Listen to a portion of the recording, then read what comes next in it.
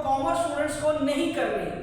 ज्यादातर बच्चे इन चीजों को ध्यान नहीं देते, तो फिर बाद में उन्हें लगता है कि वो कॉमर्स लेके फंस गए हैं, अब उनके लिए बहुत मुश्किल होता जा रहा है। पर मैं अपने बच्चों को, जो भी मेरे चैनल पे के साथ अभी इस वीडियो को देख रहे हैं, मैं आपको शुरू से ही बता दूं कि आपको कौन सी वो 5 मिस्टेक्स हैं जो नहीं करनी। एक एक करके हम डिस्कस करते हैं। सबसे पहले है इग्नोरिंग बेसिक्स ऑफ अकाउंटिंग। आप उसके बेसिक्स को इग्नोर नहीं करोगे, आप उसकी कैलकुलेशन के पीछे नहीं भागोगे, आप क्वेश्चन का आंसर निकालने की कोशिश नहीं करोगे। डू एग्री कि वो क्वेश्चन का आंसर निकालना बहुत जरूरी है, लेकिन उससे पहले आप उनकी अकाउंटिंग की जो बेसिक टर्म्स हैं, कंसेप्ट्स हैं, प्रिंसिपल्स हैं, रूल्स हैं डेबिट क्रेडिट के, उसको अच्छी तरीके से अंडरस्टैंड करोगे। जब तक आप उसका लॉजिक नहीं समझोगे, उन कंसेप्ट्स को अंडरस्टैंड नहीं करोगे, अकाउंटिंग टर्म्स पे आपकी पकड़ नहीं होगी, अकाउंटिंग कंसेप्ट्स को आपने अच्छे से नहीं समझा होगा, तब तक आपको अकाउंटिंग मुश्किल लगेगी। तो सबसे बड़ी मिस्टेक आपको ये अवॉइड करनी है, इग्नोरिंग बेसिक्स ऑफ अकाउंटिंग। सवाल का आंसर निकालना ही सब कुछ नहीं है, सवाल का आंसर निकालना ही अकाउंटिंग नहीं है। अच्छे तरीके से उसकी टर्म्स को अंडरस्टैंड करना, कंसेप्ट्स को अंडरस्टैंड करना, कौन सा रूल कहाँ लगेगा वो मैं आगे भी बताऊंगा जब हम वीडियोस करेंगे चैप्टर वाइज, तब उसको भी मैं क्लियर करूंगा। लेकिन आपको ये सबसे बड़ी मिस्टेक अवॉइड करनी है। दूसरी मिस्टेक्स है स्टडी ओनली बिफोर एग्जाम्स। ये बच्चों थोड़ा सा आपको इम्प्रोवाइज करना है, मैच्योरिटी के साथ काम करना है। एग्जाम्स एक टेस्ट है ये जानने के लिए कि आपने पिछले 2 महीने, 3 महीने, 4 महीने, 6 महीने या 1 साल में कितनी तैयारी की है। अगर आपने 1 या 2 दिन या 4 दिन पहले ही पढ़ा है तो आपका रिजल्ट अच्छा नहीं आने वाला। आप तो सोचते हो कि 2 रात लगा ली तो बहुत कुछ हो गया, हम बहुत बड़े अकाउंटेंट बन जाएंगे, बहुत बड़े हमें बिजनेस स्टडीज की समझ आ जाएगी, सारी माइक्रो या मैक्रो इकोनॉमिक्स हमें समझ आ जाएगी। नहीं, ये थोड़ी सी मिस्टेक आपको अवॉइड करनी है। आपको इस चीज को अंडरस्टैंड करना है कि पढ़ाई जब तक आप रेगुलर नहीं करोगे, आपका बेस स्ट्रांग नहीं होगा।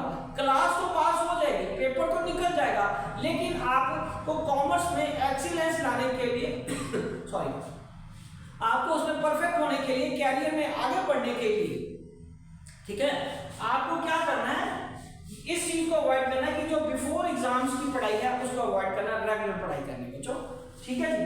थर्ड जो चीज इग्नोर करनी है आपको, जो मिस्टेक नहीं दोहरानी, वो है इग्नोरिंग थ्योरी सब्जेक्ट्स, जैसे कि माइक्रो इकोनॉमिक्स या बिजनेस स्टडीज। ये बहुत सारे स्टूडेंट सोचते हैं कि ये थ्योरी ही है, इग्नोर कर देते हैं, जो भी आएगा सर हम अपनी लैंग्वेज में बना के लिख लेंगे।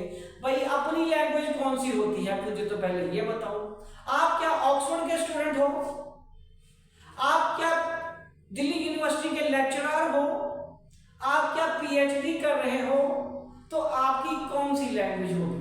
अभी तो आप सीख रहे हो, अभी तो आपको जो लर्न करने के लिए बोला गया है सिलेबस के अकॉर्डिंगली आपको वो समझना है, सीखना है, जानना है और वही लिखना है, और उसी को लिख के ही आपको मार्क्स मिलेंगे।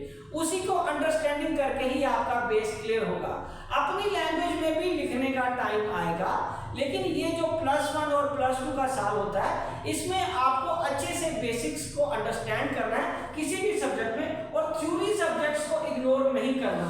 थ्योरी सब्जेक्ट्स को आप ऐसे समझ लो जैसे एक बार टीचर ने बोल दिया, चलो जी वही हमारे मन में बैठ गया, फिर हमने कोई वीडियो देख ली तो उसका वो समझ आ जाएगा, चाहे कैसे भी वो पढ़ा रहे हैं, हमने सुन लिया और वहां आगे कुछ भी अनाप्शन आप लिख देंगे तो हमारे नंबर अच्छे आ जाएंगे। नहीं, ऐसा नहीं है, आपको इस मिस्टेक को अवॉइड करना होगा। Next, lack of practice of accountancy and statistics practical. ये मैंने पहले भी बात करी थी, आज फिर आपको दोहरा रहा हूं कि ये मिस्टेक आपको बच्चों नहीं करनी कि आप अकाउंटिंग और जो स्टैटिस्टिक्स का पोर्शन है जिसमें प्रैक्टिकल पोर्शन है उसकी आपको प्रैक्टिस नहीं होती। 2 सवाल करने से अकाउंटिंग नहीं आती, 2 सवाल स्टैटिस्टिक्स के कर लेने से सारी स्टैटिस्टिक्स समझ नहीं आ जाएगी। It needs practice, it needs calculation, बहुत कैलकुलेशन होती है, आपको पता है स्टैटिस्टिक्स में पॉइंट डेसिमल्स के बाद भी हमें जाना पड़ता है, और वो बिना प्रैक्टिस के नहीं हो पाता। अपनी इंस्टिंक्ट्स पे भरोसा करना बहुत अच्छी बात है, लेकिन practice makes the man perfect, ये मुझे आपको समझाने की जरूरत नहीं पड़नी चाहिए, ठीक है जी। Last but not the least, comparing yourself with science students. ये बहुत सारे बच्चे जब रिजल्ट अच्छा नहीं आता या शुरू से ही ये एक बना के चलते हैं, अपने मन में दुविधा लेके चलते हैं कि साइंस स्टूडेंट्स बेटर होते हैं, कॉमर्स स्टूडेंट्स बेटर नहीं होते। हम हमेशा अपने आप को कॉमर्स स्टूडेंट्स वाले क्या करते हैं बच्चे, साइंस स्टूडेंट्स के साथ कंपेयर करना शुरू कर देते हैं। जी वो तो ऐसे है जी, वो तो बढ़िया स्टूडेंट है जी, हम तो ऐसे है जी। नहीं बेटा, कॉमर्स स्टूडेंट्स और साइंस स्टूडेंट्स आर इक्वल। कोई फर्क नहीं है स्ट्रीम के बढ़िया होने का या बढ़िया ना होने का। बच्चों ये सिर्फ मैटर ऑफ इंटरेस्ट है कि उसको नॉन मेडिकल अच्छी लगती थी वो वहां चला गया, किसी को बायोलॉजी अच्छी लगती थी वो वहां चला गया, किसी को हिस्ट्री अच्छी लगेगी वो ह्यूमैनिटीज या आर्ट्स में चला जाएगा। आपने अकाउंट्स चूज किया क्योंकि आपको बिजनेस करना था, आपको अकाउंटेंट बनना था, आपको मैनेजमेंट में जाना था, आपको चार्टर्ड अकाउंटेंट बनना है, ठीक है ना, इसलिए आपने कॉमर्स को चूज किया। सो ये ऐसा नहीं है कि साइंस वाले अच्छे हैं और कॉमर्स वाले ज्यादा अच्छे नहीं हैं। आप ऐसा ना सोचो, ठीक है। तो ये मिस्टेक भी आपको अवॉइड करनी है कि अपने आप को साइंस स्टूडेंट से कंपेयर नहीं करना, ठीक है जी। तो मैं इसी के साथ कंक्लूड करता हूं कि 5 कौन सी मिस्टेक्स हैं। पहला, इग्नोरिंग बेसिक कंसेप्ट, ये आपने बिल्कुल नहीं करना। अकाउंटिंग के बेसिक कंसेप्ट को अच्छे तरीके से याद करना है। स्टडी ओनली बिफोर एग्जाम, इसको भी अवॉइड करना है। रेगुलर पढ़ाई करनी है। Ignoring theory subject, theory subjects को आपने बिल्कुल इग्नोर नहीं करना, चाहे वो बिजनेस स्टडीज है या इकोनॉमिक्स।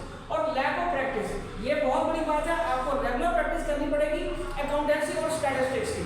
और उसके बाद comparing yourself with science students, science students के साथ कभी भी आप अपने आप को कंपेयर नहीं करो, ठीक है जी। मैं इसी नोट के साथ आपको विशिंग यू गुड लक बोलता हूँ।